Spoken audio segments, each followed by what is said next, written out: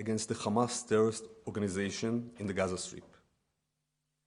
We have reached this situation after the Hamas repeatedly refused proposal to extend ceasefire and to release our hostages.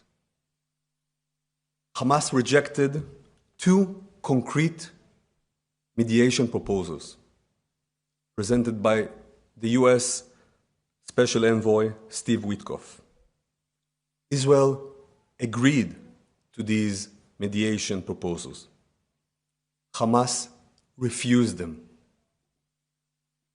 The IDF is striking Hamas terrorist targets across the Gaza Strip, aiming to achieve the war's objectives, which include the release of all our hostages, the dismantling of Hamas military and governmental infrastructure, and the removal of the terrorist threat from Gaza to Israel's security and its citizens.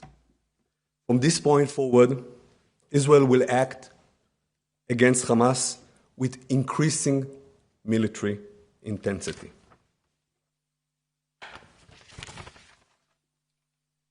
I want to talk about the suffering of the Israeli hostages. 529 days Israeli hostages are being chained, starved, abused, and held in Hamas tunnels. This week, Eli Sharabi is planned to address the Security Council. Eli was chained, starved, and abused. He lost his wife and his two daughters. 59 hostages are still being held in the dungeons of Hamas. They are suffering inhumane abuses that are beyond comprehension. This is the humanitarian plea that the world should be voicing, and no other plea. This is the suffering that is going on in Gaza, the suffering of Israeli hostages. And also, a reminder of what we are talking about when we talk about Hamas. If we can please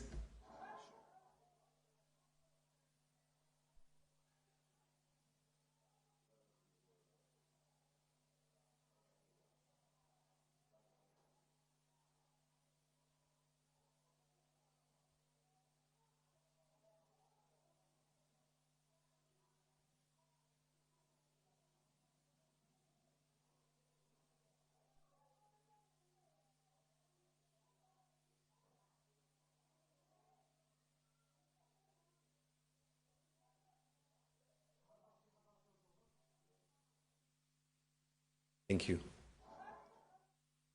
What we have just seen are Hamas terrorists hitting children in the Gaza Strip. This is Hamas. They are spreading terror and violence against Israeli. They are torturing our hostages, but they are also spreading terror and violence against people in Gaza. Hamas cannot be part of the future in the Gaza Strip. Full stop.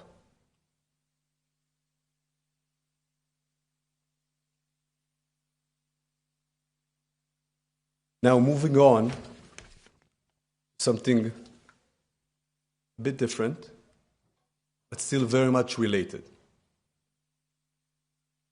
I want to read you now a few quotes, and I wonder if you could link between the quote and the person who said them, his statements. So here are the quotes. We are very disheartened by the social media that is controlled largely by whether it is the Jewish lobby or specific NGOs. Jews were throwing around accusation of anti-Semitism like rice at a wedding. Sanction apartheid Israel. This is how the quote goes. These are quotes from members, Kotari, Sidoti, and Pillai, of the so-called Commission of Inquiry that is targeting Israel. This is what these people said on Jews and on Israel. And they are the ones who are writing reports on Israel. It doesn't get more biased and twisted than this. Some of these anti-Semitic statements that I just read have been denounced already by the United States, the UK, France, Germany, Canada, Austria, the Netherlands, Czech Republic, and many other countries. But the bottom line is very simple. The Pillai Commission is prejudiced, biased, and distorted, and it must be abolished immediately. Thank you. I'll take a few questions now.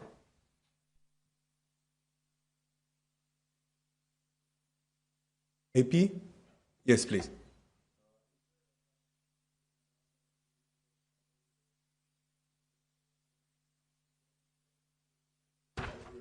Can you repeat? I couldn't hear the last part of the question.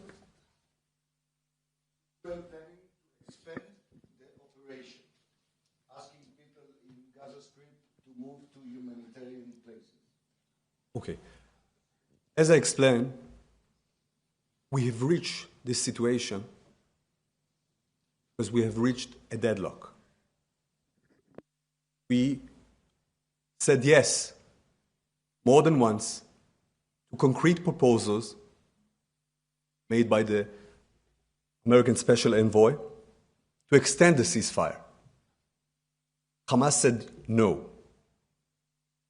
So with no other choice, Israel is forced to carry out this activity. And this activity has one objective: to reach the objectives that were set up for the war. And I can repeat those. The first one is to release all our hostages. The second one is to dismantle all Hamas governmental and military infrastructures. And the third one is to make sure that there is no more terror threat emanating from Gaza to the people of Israel and to the security of Israel. Thank you. Yes. From Reuters, does the return to fighting in Gaza mean that the ceasefire talks are dead? Listen, this is very, very simple. The ceasefire has ended 2.5 weeks ago. The ceasefire was agreed for a 42-day period. And according to the agreement, there is no automatic transition between one phase to another. Nevertheless, we did not immediately resume the fighting because we wanted to give a chance to the proposal made by the American Special Envoy, Steve Witkoff. Those two proposals were accepted by Israel, and they were denied by Hamas. So this is why we are here at this point of time. Thank you. Okay. Yes. One more, please. With the fighting restarting in Gaza, is there a risk of escalation into a regional war that could ruin Iran? What we're facing right now, and what we faced since the first day of the war, October 7, is attacks against Israel from Hamas, from Hezbollah, from the Houthis, all initiated by these terrorist organizations. None of them was initiated by Israel, and all of them are proxies of Iran. All of them, all of those terrorist organizations I named, Hamas, Hezbollah, Houthis, are part of the long arm of Iran. And yes, we didn't choose to have this war, but since it was forced upon us, we're fighting it, and we're going after the ones who are attacking us. And this is what's happening right now, and this is what happened during the time between October 7 until recent days. And we are addressing every threat that is aiming to target the people of Israel. Thank you.